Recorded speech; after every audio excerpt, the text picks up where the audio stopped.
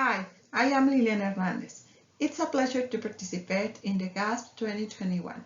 I present the work Enhanced Mass Loss Rates in red supergiant and their impact on the circumstellar medium.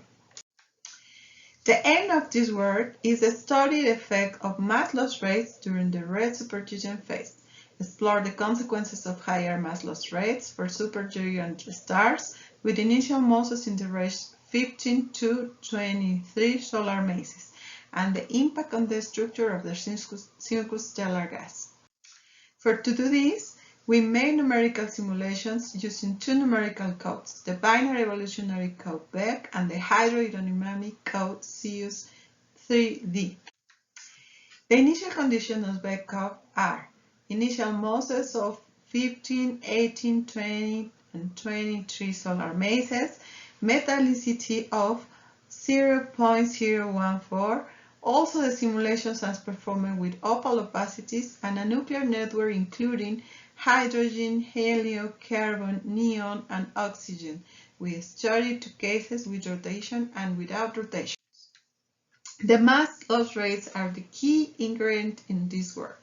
So we explored the influence of increasing the mass loss rate to values higher than commonly used in the evolution of the stars and their circumstellar medium.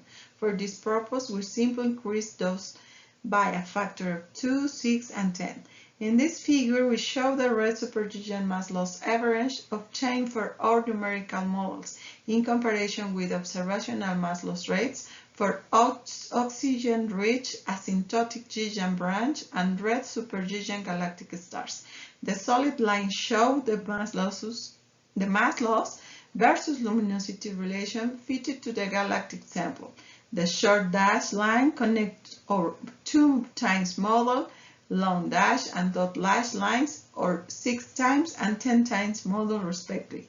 We note that our numerical mass loss rates lie within the observational ones. For a comparison to canonical numerical models, the long dash and short dash line shows the linear approximation of the empirical mass loss formula of the Jagger et al. For typical temperatures of the red supergiant.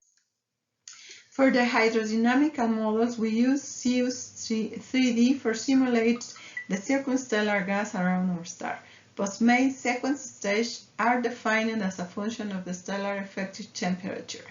All hydrodynamical calculations start at the SAMs. This figure shows a set of evolutionary tracks for stars in the range of 15-23 solar masses from the SAMs up to exhaustion of carbon in stellar core. The left panel shows the evolution using a mass loss rate by a factor of 2 during the red supergiant phase. The squares indicate the position of the galactic red supergiant.